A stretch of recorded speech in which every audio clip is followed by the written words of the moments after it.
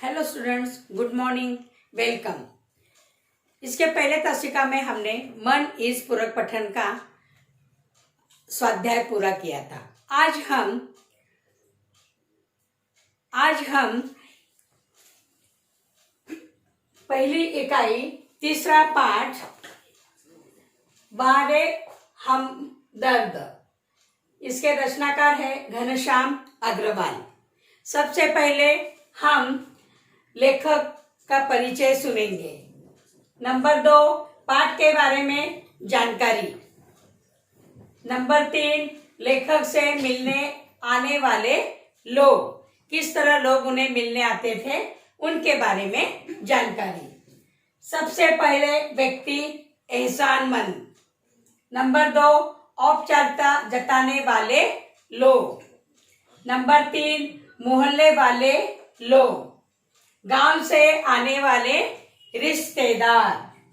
Number 5, जिनकी सूरत वे देखना नहीं चाहते, ऐसे एक कवि लपकानंद साथ में कविता तैयार किए हुए मिलने आए थे, उनकी कविता।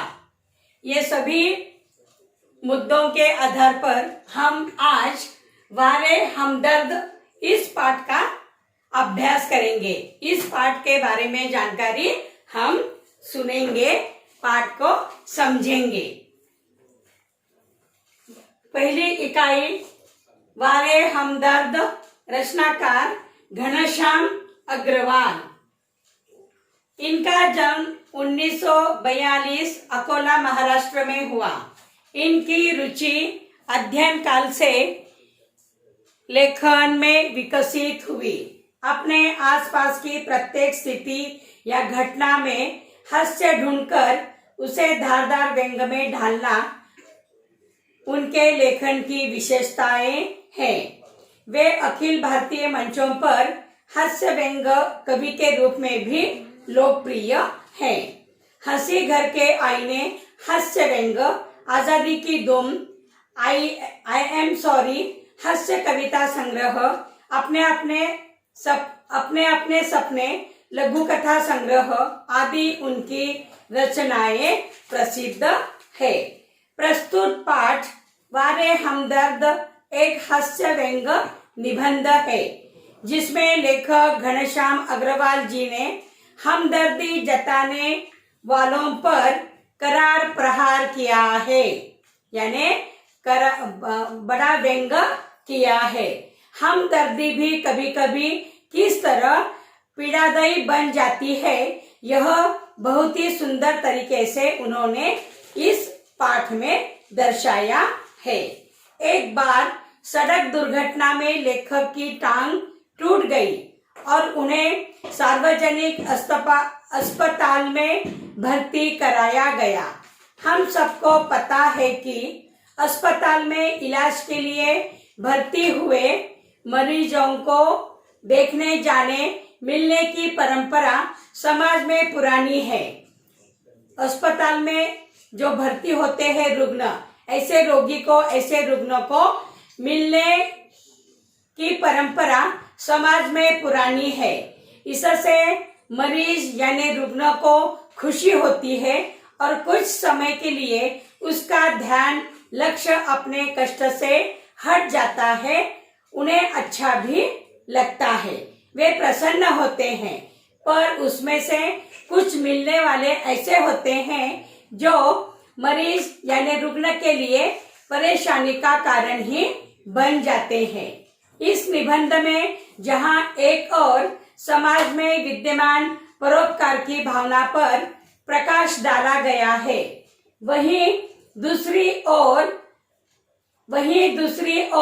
बड़े ही रोचक ढंग से हमदर्दी लोगों की मानसिकता को भी चित्रित किया गया है। कभी कभी हमदर्दी भी रुग्ण की मानसिक पीड़ा का कारण बन जाती है। अपने टांग से भी अधिक फिक्र उन्हें हमदर्दी जताने आने वाले लोगों की हुई। वक्त बेवक्त, परिचित अपरिचित, रिश्तेदार मित्र मिलने आते रहे और लेखक का आराम हराम हो गया। यहाँ तक कि जिनकी वे सूरत देखना नहीं चाहते थे, ऐसे व्यक्ति भी उन्हें मिलने आए और उनका सुख चैन खत्म हो गया। यह हमदर्दी उनके लिए कैसी पीड़ादायी बन गई, इसका बड़े ही रोचक ढंग से लेखक ने वर्णन किया है। सबसे पहले वे लोग आए जिनकी टांग या कुछ और टूटने पर लेखक उनसे मिलने गए थे। मानो वे इसी दिन का इंतजार कर रहे थे कि कब वे अपना एहसान चुकाए। इनकी हमदर्दी में यह बात खास छिपी रहती है कि देख बेटा, वक्त सब पर आता है। दूसरे इसमें दर्द के मारे एक तो मरीज यानी रुग्ण रोगी को वैसे ही नींद नहीं आती, यदि थोड़ी बहुत आ भी जाए तो मिलने वाले जगा देते हैं। खासकर वे लोग जो सिर्फ औपचारिकता निभाने आते हैं। इन्हें मरीज से, रुग्ण से कोई हमदर्दी, कोई सहानुभूति नहीं होती। ये सिर्फ सूरत दिखाने आते हैं। ऐसे ही एक दिन लेखक ने तय किया कि आज कोई भी आए वे आंख नहीं खोलेंगे, चुपचाप पड़े रहेंगे। उतने में ऑफिस के बड़े बाबू उन्हें मिलने आए। लेखक को सोया हुआ देखकर वे वापस जाने के बजाय वे सोचने लगे कि यदि लेखक ने उन्हें नहीं देखा तो कैसे पता चलेगा कि मिलने आए थे। इसीलिए बाबू ने लेखक को धीरे धीरे हिलाना शुरू कर दिया। फिर भी जब लेखक की आंख नहीं खुली तो उन्होंने टांग के टूटे हिस्से को जोर से दबाया। तब लेखक ने दर्द के मारे चीखते हुए आंख खोली तो वे मुस्कुराते हुए बोले, कहिए अब दर्द कैसा है। तो इस प्रकार अस्पताल में आने वाले लोग रुग्णों को सोए हुए देखकर वापस नहीं जाते, बल्कि उनकी पीड़ादायी का कारण वे बन जाते हैं। उन्हें आखिर जगा कर ही लौट जाते हैं।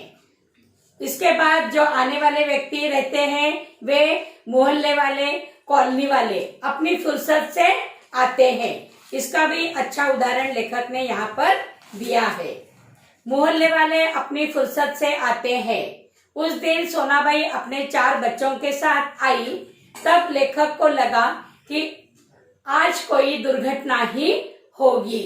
उसके चारों बच्चे बहुत शरारती थे। हम अक्सर देखते हैं छोटे बच्चों को अस्पताल ले जाना अच्छा नहीं होता।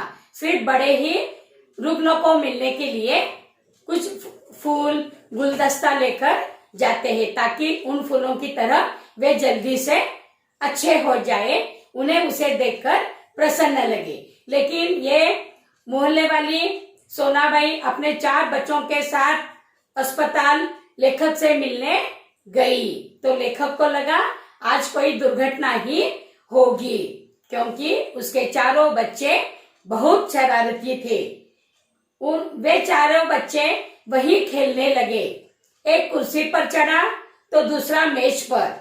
उनकी छोटी बच्ची तो दवा की शीशी लेकर कथकली डांस करने लगी।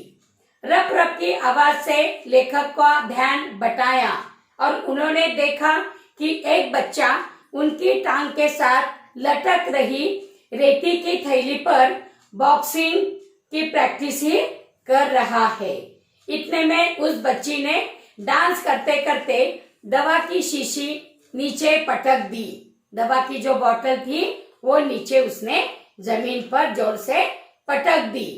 तब सोनाबाई ने लड़की की ओर देखा और गुस्से से कहा, घूरा भी, और हंसते हुए वह बोली, भैया पेड़े खिलाओ, दवा का गिरना शुभ होता है। दवा गई समझो बीमारी गई। 2 घंटे वह अपने 4 बच्चों के साथ अस्पताल में रुकी और जाते समय उसने कहा कि फिर आऊंगी। ऐसा कहते ही लेखक भीतर से कांप गए, मानो भीतर से वे बहुत डर गए। कुछ लोग, तो ये हो गया सोनाबाई की बातें जो कॉलोनी में उनके साथ रहती थी, वे भी मिलने आई तो अपने चारों बच्चों को लेकर आई। उसके बच्चे बहुत शरारती थे। उसके बाद कुछ लोग लेखक से मिलने आए। वे लोग कैसे थे? कुछ लोग तो औपचारिकता निभाने की हद कर देते हैं, विशेषकर वे रिश्तेदार जो दूसरे गांव से मिलने आते हैं। इतने में एक दिन एक टैक्सी लेखक के कमरे के सामने आकर रुक गई। उसमें से निकलकर एक आदमी आते ही लेखक की छाती पर सिर रखकर औंधा पड़ रोने लगा और वह कहने लगा, हाय, ये तुम्हें क्या हो गया? कार वाले का सत्यानाश हो। उसने अपनी गर्दन हटाई, लेखक की ओर देखा तो एकदम चुप ही हो गया। फिर धीरे से हंसते हुए बोला, माफ करना, मैं गलत कमरे में आ गया था। आजकल लोग ठीक से बताते भी नहीं। गुप्ता जी का कमरा शायद बाजू में है, बगल में है। हे। अच्छा भाई, माफ करना। लेखक का उस आदमी से अधिक गुस्सा अपनी पत्नी पर आया, क्योंकि इस प्रकार से रोता देखकर पत्नी ने उस लेखक का कोई मित्र, कोई रिश्तेदार ही समझकर उस जो टैक्सी में बैठकर आया था उस टैक्सी वाले के पैसे ही दे दिए थे। तो इस प्रकार हमदर्दी, औपचारिकता निभाने के लिए जो लोग आते हैं उसका अच्छा उदाहरण यहाँ पर लेखक ने दिया है। मानो वह आदमी बगल के रूम में या बाजू के रूम में जो गुप्ता जी थे उनसे मिलने के लिए आया था, लेकिन लेखक के कमरे में जाते ही उसने रोना शुरू कर दिया था। उसके बाद एक दिन शहर के एक कवि लपकानंद, उनकी बेतुकी कविताओं से सारा शहर परेशान था। वे लेखक से मिलने आए, कहने लगे, मैं तो पिछले 4-5 दिनों से कवि सम्मेलनों में अति व्यस्त था, फिर भी आपके ही बारे में सोचता रहा। मुझे रात भर नींद भी नहीं आई। तुम्हारे खातिर मैंने एक कविता बनाई। उन्होंने एक कविता भी लेखक के लिए बनाई थी, जो फलक पर भी लिखी हुई है। असम की राजधानी है शिलोंग, मेरे दोस्त की टूट गई है टांग, मोटर वाले तेरी साइड थी रॉन्ग। तो यह कविता लेकर एक कवि लपकानंद लेखक से मिलने आ गए थे। हमेशा वे आया करते थे और 10-12 कविता लेखक को सुनाकर ही जाया करते थे। बहुत परेशान वे किया करते थे और जब अस्पताल में जब लेखक थे तब भी वे एक कविता बनाकर उनसे मिलने के लिए वे आ गए। कविता सुनाकर वे लेखक की ओर ऐसे देख रहे थे मानो वे उनसे पूछ रहे कि कहो कविता कैसी रही। अब लेखक रोज ईश्वर से प्रार्थना करते हैं कि हे ईश्वर, हे भगवान, अगर तुम्हें मेरी दूसरी टांग भी तोड़नी हो तो जरूर तोड़ देना, मगर कृपा कर उसे ऐसी जगह तोड़ना जहां मेरा कोई भी परिचित न हो, क्योंकि बड़े बेदर्द होते हैं ये हमदर्दी जताने वाले। तो इस प्रकार हंसी घर के आईने से ये कुछ अंश तुम्हें पढ़ाई के लिए लेखक ने दिए थे। तो यहाँ पर अस्पताल में मिलने के लिए, लेखक को मिलने के लिए जब बहुत सारे लोग आ गए तब उन्होंने हर एक लोगों का अलग रीति से वर्णन किया है। सचमुच अस्पताल में हम जाते हैं, जनरल वार्ड, सार्वजनिक वार्ड। जनरल वार्ड में निश्चित लोगों का निश्चित समय पर ही मिलने को जाना होता है। सार्वजनिक वार्ड में हम कभी भी जा सकते हैं और बहुत देर तक वहां रुक भी सकते हैं। इसका वर्णन भी लेखक ने बड़े अच्छे ढंग से किया है। तो बच्चों, आज हमने वारे हमदर्द, रचनाकार घनश्याम अग्रवाल, सबसे पहले लेखक परिचय, उसके बाद पाठ के बारे में थोड़ी सी जानकारी, लेखक से मिलने आने वाले लोग, सबसे पहले व्यक्ति एहसान दिलाने आते हैं, दूसरे व्यक्ति औपचारिकता जताने आते। उसके बाद मोहल्ले वाले लोग भी मिलने के लिए आते हैं, जैसे सोनाबाई अपने 4 बच्चों के साथ आई हुई थी। उसके बाद गांव से आने वाले रिश्तेदार, जैसे गुप्ता जी को मिलने के लिए आया था, लेकिन लेखक के रूम में आकर ही, कमरे में आकर ही वह रोने लगा। जिनकी सूरत वे देखना नहीं चाहते, ऐसे भी एक कवि लक्कानंद साथ में कविता तैयार किए हुए मिलने आए थे। उनकी कविता भी लेखक के लिए बनाई गई थी। असम की राजधानी शिलोंग, मेरे दोस्त की टूट गई है टांग, मोटर वाले तेरी साइड थी रॉन्ग। इस प्रकार कविता बनाकर कवि भी उनसे मिलने के लिए आए थे।